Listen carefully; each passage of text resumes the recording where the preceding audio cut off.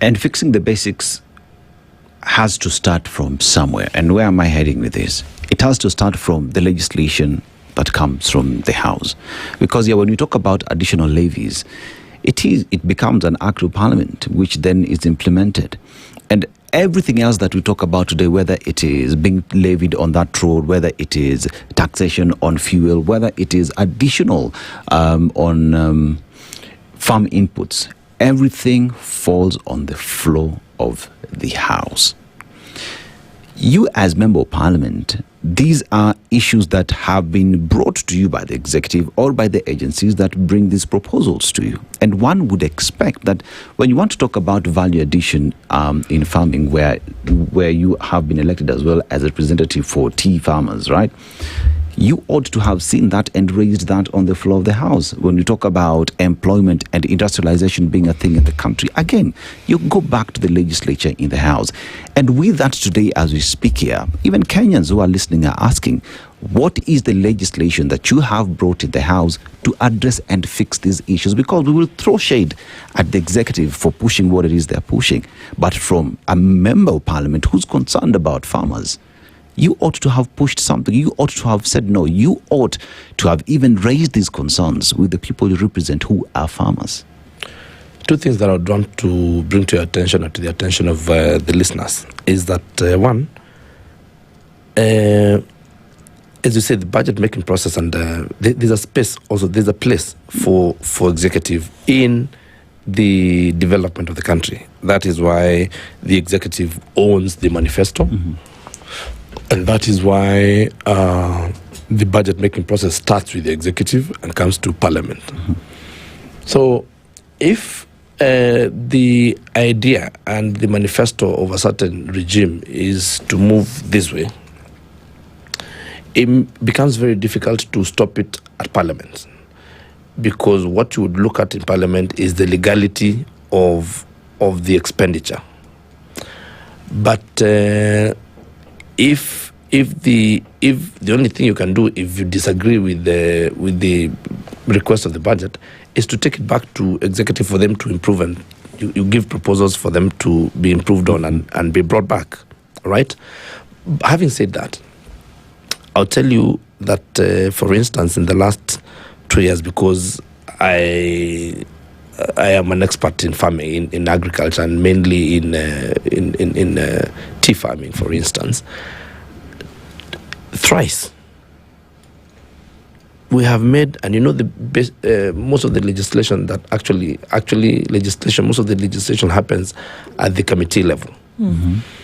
In the Committee on Agriculture where I have served, I have brought in the year 23-24, 24-25, and now 25-26, an allocation for money to do value addition of tea.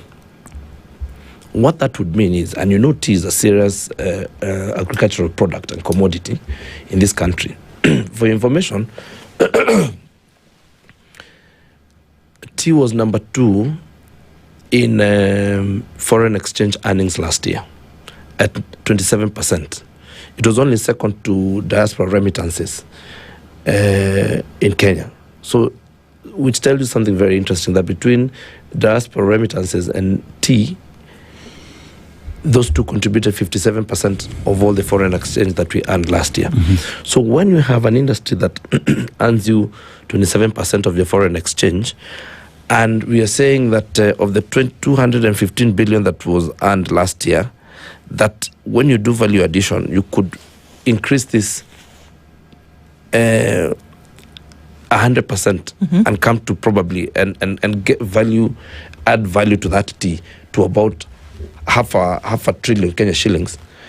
Then you start seeing that is an investment for 1 billion shillings or 2 billion shillings that is worth investing in. I can tell you, we've allocated money for that thing every year.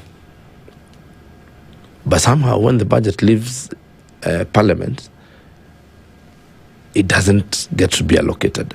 We have a provision of the Constitution called, which is Article 223 and 224, which allows the executive to spend money in a certain way or mm-hmm. divert money in a certain way and then come and get come and get approval from Parliament later.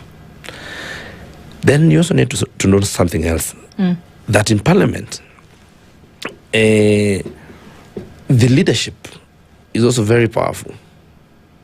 You know, and you know, where in a place where decisions are made by acclamation, you know, that it could be decided that these things are going to go a certain way, you need that Parliament to be very independent.